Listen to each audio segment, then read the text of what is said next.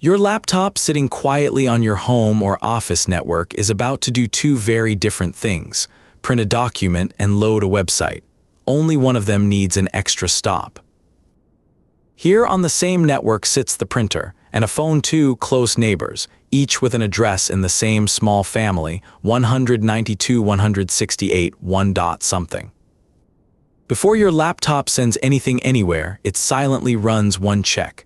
Does this destination's address belong to my own local network or not? When the answer is yes, like the printer, like the phone, the packet goes straight there. No extra stop, no extra device involved at all. When the answer is no, everything routes through exactly one address that every device on the network was told about in advance: the default gateway. Picture it as the single door out of a building. However many rooms exist inside, everyone leaving for the outside world passes through that same one door.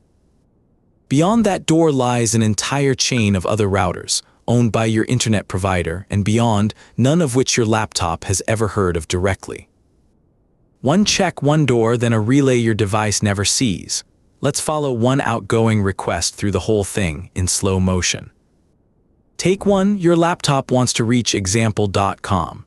Before building a single packet, its networking software runs the subnet check. Is this address inside my own local network's range?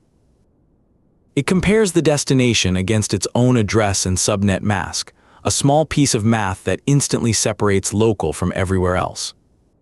For comparison, reaching the printer passes this exact same check and the printer's address falls inside the local range. Verdict: local, sent directly, door skipped entirely. The same is true reaching the phone, same local range, same direct delivery, no gateway involved at any point in that exchange. But example.com's address falls completely outside that local range.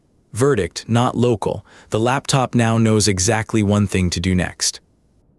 It hands the packet to the default gateway, the one address, 192.168, 1.1 in this case, that every device on the network learned automatically the moment it connected.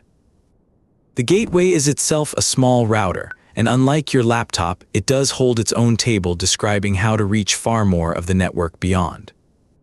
It consults that table, finds the next router in the chain toward the wider internet, and forwards the packet onward without your laptop being involved in that decision at all. That next router belongs to your internet provider, the true entry point into the global internet, sitting just past your own gateway. From there, the packet is relayed again, router after router, each one making its own small local decision about the very next hop. Your laptop never sees any of that relay chain, never learns any of those routers' addresses, and never needs to. It only ever knew the one door. Eventually, the packet reaches example.com, having silently crossed several networks that were never named anywhere on your laptop. The website's reply retraces that exact same path in reverse, arriving back at your gateway, which hands it straight back to your laptop. One local check, one door, for every request leaving your network.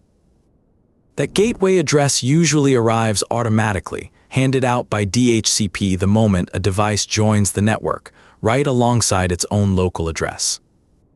Home routers and office routers both play this exact role. From the local network's point of view, they simply are the default gateway, whatever brand or size they happen to be. And here's what happens when it's missing. A misconfigured device with no gateway set can still talk to the printer and the phone perfectly fine, but every single request beyond the local network quietly fails. That split local traffic working, everything else failing, is one of the most common home networking symptoms, and it almost always traces back to this one setting. One check decides local from distant. Local traffic goes direct. Everything else passes through one door, the default gateway, into a relay chain your own device never has to see. That's the whole trick. Next time your printer works but a website won't load, you'll know exactly which one setting to check first. Check out our other videos and follow how it all runs for more. See you next time.